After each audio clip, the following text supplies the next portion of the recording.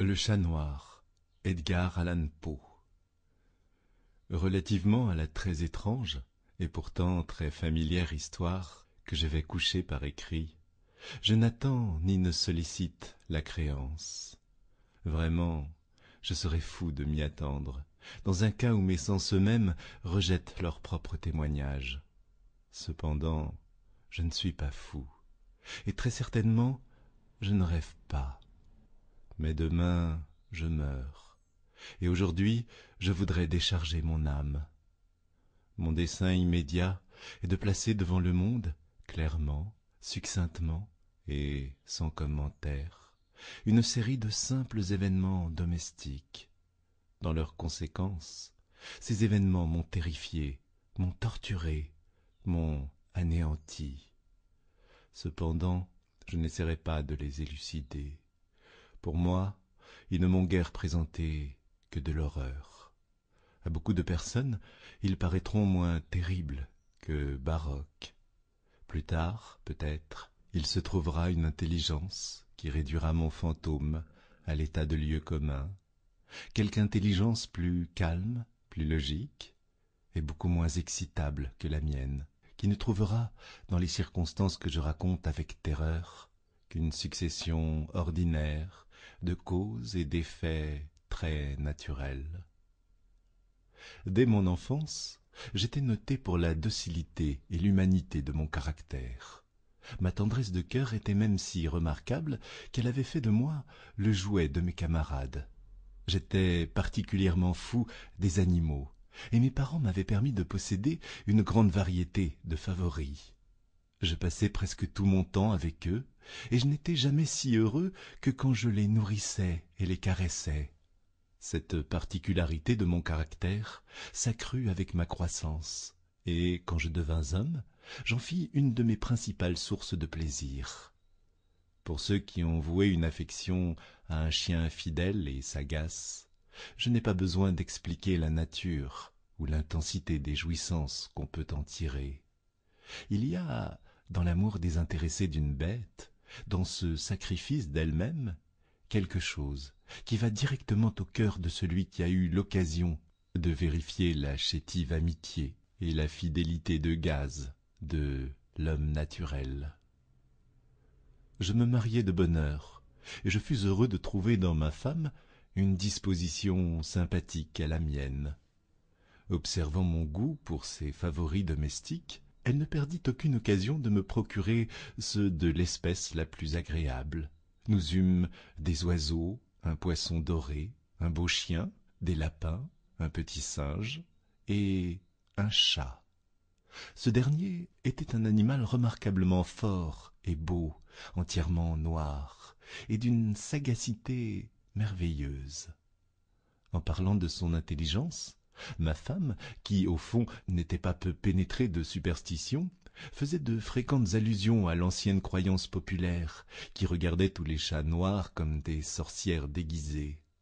Ce n'est pas qu'elle fût toujours sérieuse sur ce point, et si je mentionne la chose, c'est simplement parce que cela me revient en ce moment même à la mémoire. Pluton, c'était le nom du chat, était mon préféré, mon camarade. Moi seul, je le nourrissais, et il me suivait dans la maison partout où j'allais. Ce n'était même pas sans peine que je parvenais à l'empêcher de me suivre dans les rues. Notre amitié subsista ainsi plusieurs années, durant lesquelles l'ensemble de mon caractère et de mon tempérament, par l'opération du démon intempérance, je rougis de le confesser, subit une altération radicalement mauvaise. Je devins de jour en jour plus morne, plus irritable, plus insoucieux des sentiments des autres. Je me permis d'employer un langage brutal à l'égard de ma femme. À la longue, je lui infligeais même des violences personnelles. Mes pauvres favoris, naturellement, durent ressentir le changement de mon caractère. Non seulement je les négligeais, mais je les maltraitais. Quant à Pluton, toutefois, j'avais encore pour lui une considération suffisante qui m'empêchait de le malmener, tandis que je n'éprouvais aucun scrupule à maltraiter les lapins, le singe et même le chien, quand par hasard ou par amitié il se jetait dans mon chemin. Mais mon mal m'envahissait de plus en plus. Car quel mal est comparable à l'alcool? Et à la longue, Pluton lui-même, qui maintenant se faisait vieux et qui naturellement devenait quelque peu maussade, Pluton lui-même commença à connaître les effets de mon méchant caractère. Une nuit, comme je rentrais au logis, très ivre, au sortir d'un de mes repères habituels des faubourgs, je m'imaginais que le chat évitait ma présence. Je le saisis, mais lui, effrayé de ma violence, il me fit à la main une légère blessure avec les dents. Une fureur de démon s'empara soudainement de moi. Je ne me connus plus. Mon âme originelle sembla tout d'un coup s'envoler de mon corps, et une méchanceté hyper diabolique, saturée de gin, pénétra chaque fibre de mon être. Je tirai de la poche de mon gilet un canif. Je l'ouvris. Je saisis la pauvre bête par la gorge et, délibérément, je fis sauter un de ses yeux de son orbite. Je rougis, je brûle, je frissonne en écrivant cette damnable atrocité. Quand la raison me revint avec le matin, quand j'eus cuvé les vapeurs de ma débauche nocturne, j'éprouvai un sentiment moitié d'horreur, moitié de remords pour le crime dont je m'étais rendu coupable. Mais c'était tout au plus un faible et équivoque sentiment, et l'âme n'en subit pas les atteintes. Je me replongeai dans les excès, et bientôt je noyais dans le vin tout le souvenir de mon action. Cependant, le chat guérit lentement. L'orbite de l'œil perdu présentait, il est vrai, un aspect effrayant, mais il n'en parut plus souffrir désormais. Il allait et venait dans la maison selon son habitude, mais, comme je devais m'y attendre, il fuyait avec une extrême terreur à mon approche.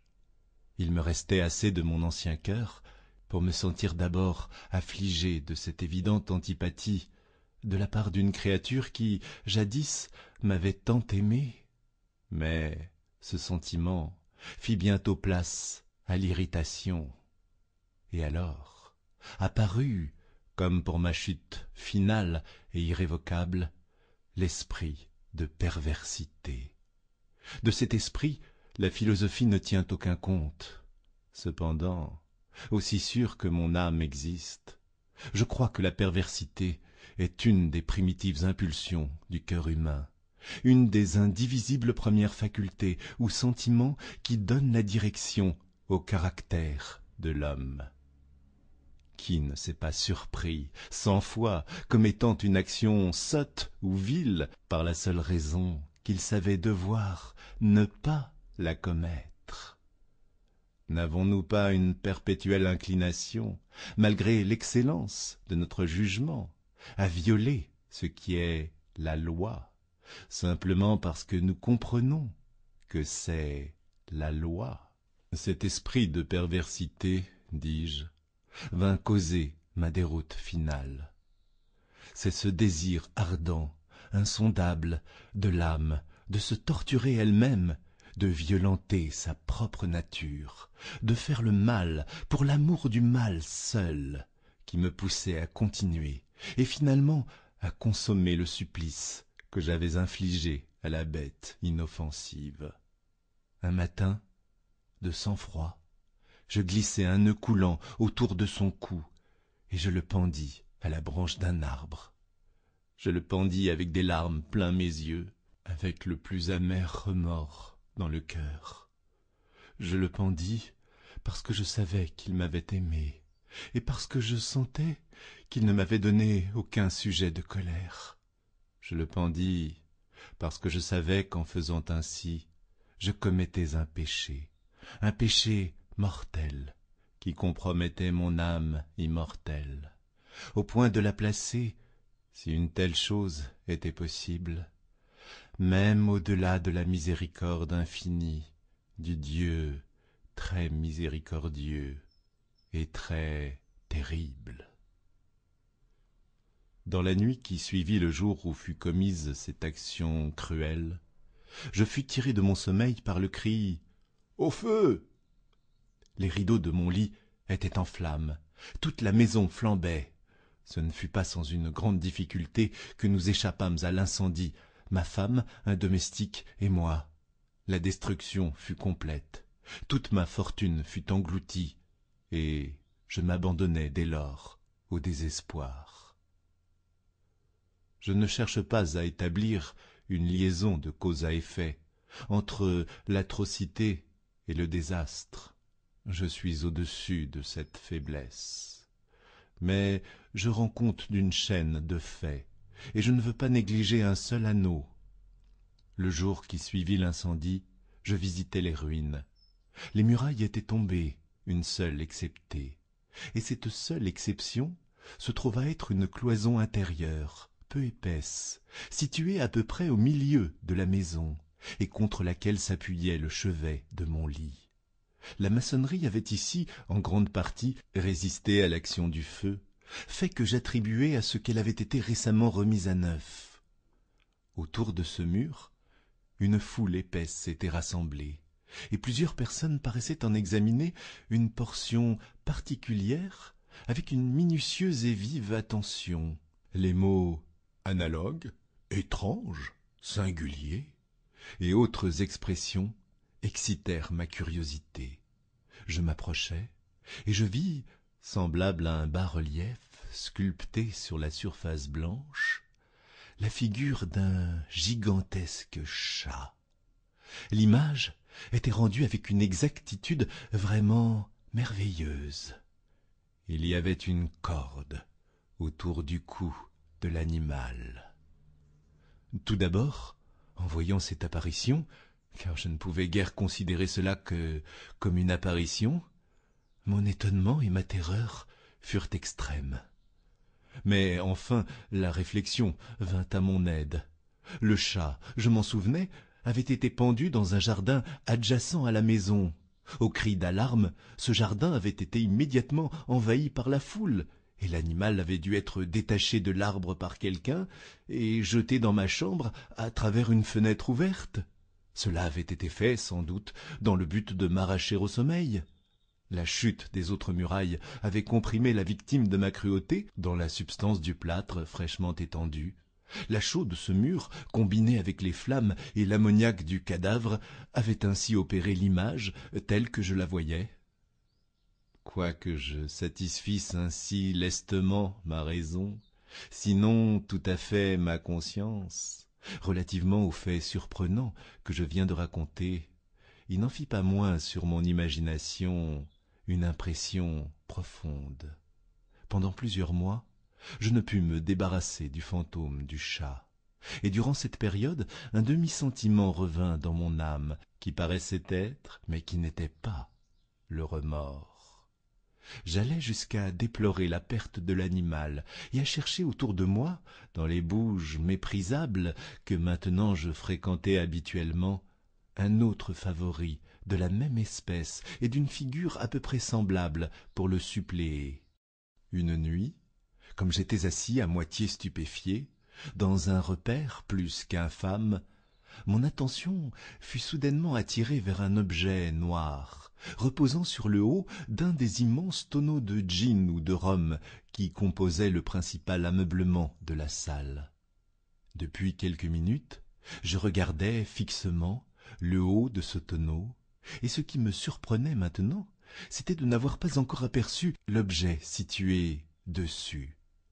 Je m'en approchai, et je le touchai avec ma main. C'était un chat noir, un très gros chat, au moins aussi gros que Pluton, lui ressemblant absolument, excepté en un point. Pluton n'avait pas un poil blanc sur tout le corps. Celui-ci portait une éclaboussure, large et blanche, mais d'une forme indécise, qui couvrait presque toute la région de la poitrine.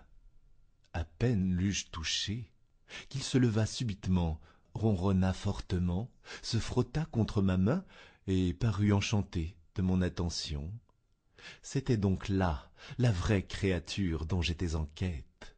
J'offris tout de suite au propriétaire de le lui acheter, mais cet homme ne le revendiqua pas, ne le connaissait pas, ne l'avait jamais vu auparavant.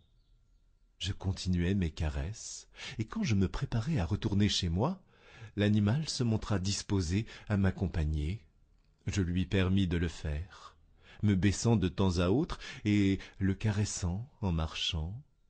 Quand il fut arrivé à la maison, il s'y trouva comme chez lui, et devint tout de suite le grand ami de ma femme. Pour ma part, je sentis bientôt s'élever en moi une antipathie contre lui. C'était justement le contraire de ce que j'avais espéré, mais je ne sais ni comment ni pourquoi cela eut lieu. Son évidente tendresse pour moi me dégoûtait presque et me fatiguait. Par de lents degrés, ces sentiments de dégoût et d'ennui s'élevèrent jusqu'à l'amertume de la haine. J'évitais la créature. Une certaine sensation de honte et le souvenir de mon premier acte de cruauté m'empêchèrent de la maltraiter. Pendant quelques semaines, je m'abstins de battre le chat ou de le malmener violemment, mais graduellement, insensiblement, j'en vins à le considérer avec une indicible horreur et à fuir silencieusement son odieuse présence, comme le souffle d'une peste.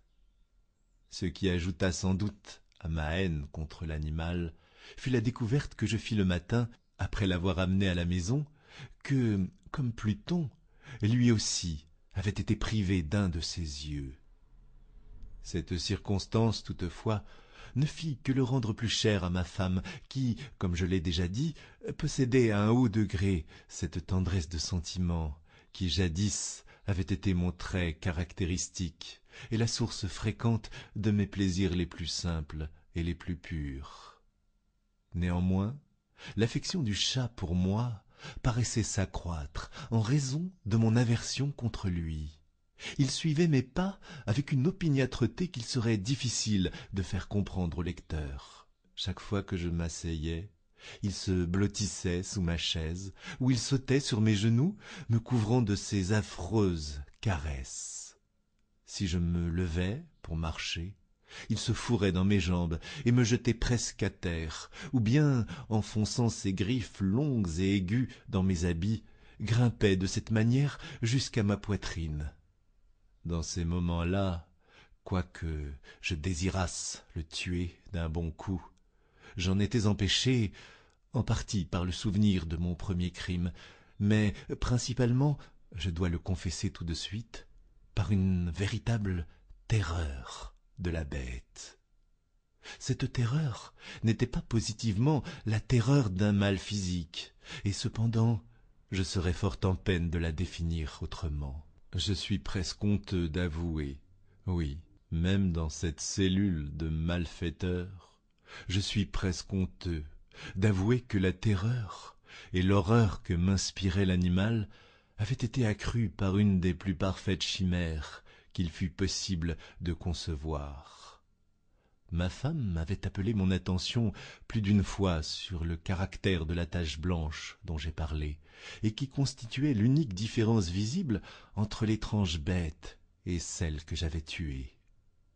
Le lecteur se rappellera sans doute que cette marque, quoique grande, était primitivement indéfinie dans sa forme, mais lentement, par degrés, par des degrés imperceptibles, et que ma raison s'efforça longtemps de considérer comme imaginaire, elle avait, à la longue, pris une rigoureuse netteté de contour. Elle était maintenant l'image d'un objet que je frémis de nommer, et c'était là surtout ce qui me faisait prendre le monstre en horreur et en dégoût, et m'aurait poussé à m'en délivrer si je l'avais osé. C'était maintenant, dis-je, l'image d'une hideuse, d'une sinistre chose, l'image du gibet. Oh, lugubre et terrible machine, machine d'horreur et de crime, d'agonie et de mort. Et maintenant, j'étais en vérité misérable, au-delà de la misère possible de l'humanité.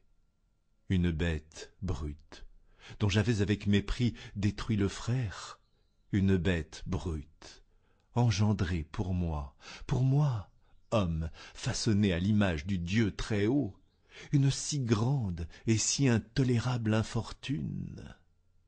Hélas, je ne connaissais plus la béatitude du repos, ni le jour, ni la nuit. Durant le jour, la créature ne me laissait pas seule un moment, et pendant la nuit, à chaque instant, quand je sortais de mes rêves pleins d'une intraduisible angoisse, c'était pour sentir la tiède haleine de la chose sur mon visage et son immense poids, incarnation d'un cauchemar que j'étais impuissant à secouer, éternellement posé sur mon cœur. Sous la pression de pareils tourments, le peu de bon qui restait en moi succomba. De mauvaises pensées devinrent mes seules intimes, les plus sombres et les plus mauvaises de toutes les pensées. La tristesse de mon humeur habituelle s'accrut jusqu'à la haine de toute chose et de toute humanité. Cependant, ma femme, qui ne se plaignait jamais, hélas, était mon souffre-douleur ordinaire, la plus patiente victime des soudaines, fréquentes et indomptables éruptions d'une furie à laquelle je m'abandonnais dès lors aveuglément. Un jour, elle m'accompagna pour quelque besogne domestique dans la cave du vieux bâtiment où notre pauvreté nous contraignait d'habiter. Le chat me suivit sur les marches roides de l'escalier, et m'ayant presque culbuté la tête la première, m'exaspéra jusqu'à la folie. Levant une hache et oubliant dans ma rage la peur puérile qui jusque-là avait retenu ma main, j'adressai à l'animal un coup qui eût été mortel s'il avait été porté comme je le voulais. Mais ce coup fut arrêté par la main de ma femme. Cette intervention m'aiguillonna jusqu'à une rage plus que démoniaque. Je débarrassai mon bras de son étreinte et lui enfonçai ma hache dans le crâne. Elle tomba, morte, sur la place, sans pousser un gémissement. Cet horrible meurtre accompli, je me mis immédiatement et très délibérément en mesure de cacher le corps. Je compris que je ne pouvais pas le faire disparaître de la maison, soit de jour, soit de nuit, sans courir le danger d'être observé par les voisins. Plusieurs projets traversèrent mon esprit. Un moment, j'eus l'idée de couper le cadavre par petits morceaux et de les détruire par le feu. Puis je résolus de creuser une fosse dans le sol de la cave. Puis je pensai à le jeter dans le puits de la cour, puis à l'emballer dans une caisse comme marchandise, avec les formosités, et à charger un commissionnaire de le porter hors de la maison. Finalement, je m'arrêtai à un expédient que je considérais comme le meilleur de tous. Je me déterminai à le murer dans la cave, comme les moines du Moyen-Âge muraient, dit-on, leurs victimes. La cave était fort bien disposée pour un pareil dessein. Les murs étaient construits négligemment et avaient été récemment enduits dans toute leur étendue d'un gros plâtre que l'humidité de l'atmosphère avait empêché de durcir. De plus, dans l'un des murs, il y avait une saillie causée par une fausse cheminée ou espèce d'âtre qui avait été comblée et maçonnée dans le même genre que le reste de la cave. Je ne doutais pas qu'il ne me fût facile de déplacer les briques à cet endroit, d'y introduire le corps et de murer le tout de la même manière, de sorte qu'aucun œil n'y pût rien découvrir de suspect. Et je ne fus pas déçu dans mon calcul. À l'aide d'une pince, je délogeai très aisément les briques, et, ayant soigneusement appliqué le corps contre le mur intérieur, je le soutins dans cette position jusqu'à ce que j'eusse rétabli, sans trop de peine, toute la maçonnerie dans son état primitif.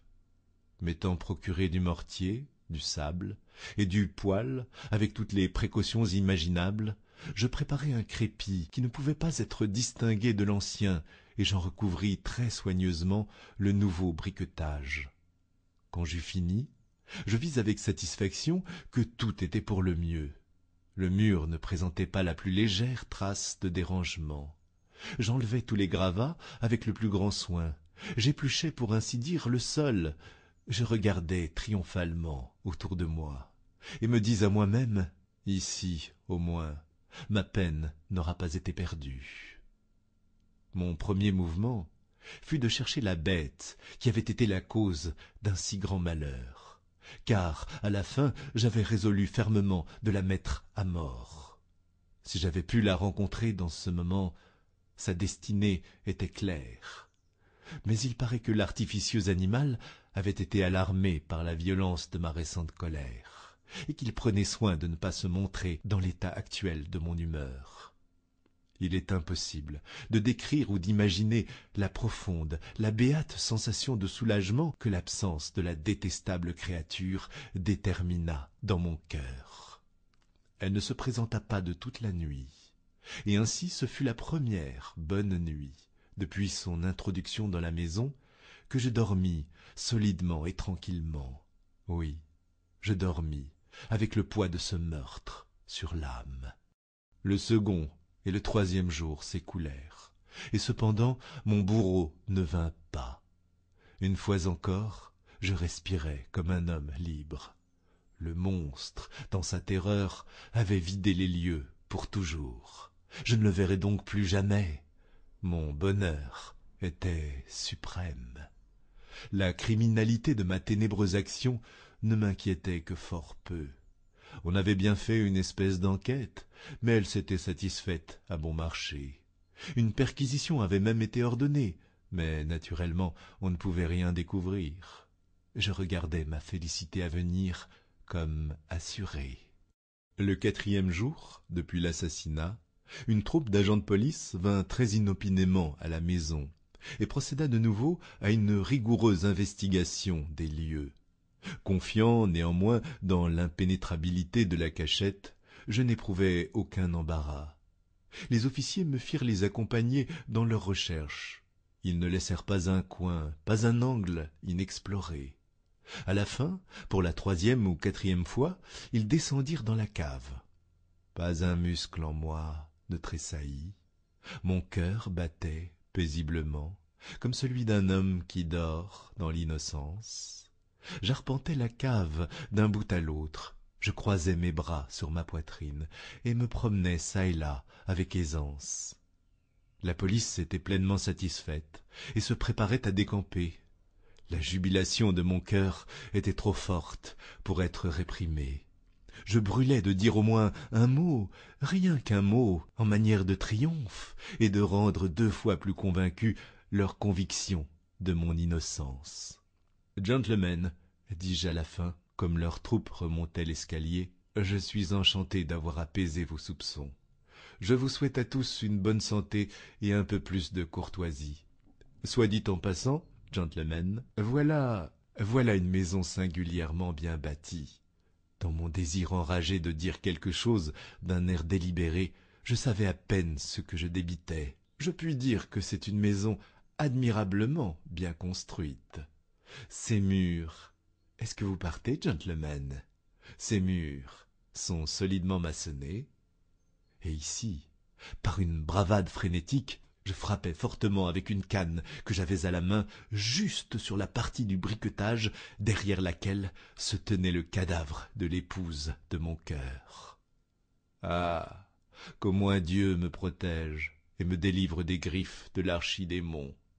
À peine l'écho de mes coups était-il tombé dans le silence qu'une voix me répondit du fond de la tombe. Une plainte, d'abord voilée et entrecoupée comme le sanglotement d'un enfant, puis bientôt s'enflant en un cri prolongé, sonore et continu, tout à fait anormal et anti-humain, un hurlement, un glapissement, moitié horreur et moitié triomphe, comme il en peut monter seulement de l'enfer. Affreuse harmonie jaillissant à la fois de la gorge des damnés dans leur torture et des démons exultant dans la damnation. Vous dire mes pensées, ce serait folie. Je me sentis défaillir et je chancelais contre le mur opposé. Pendant un moment, les officiers placés sur les marches restèrent immobiles, stupéfiés par la terreur.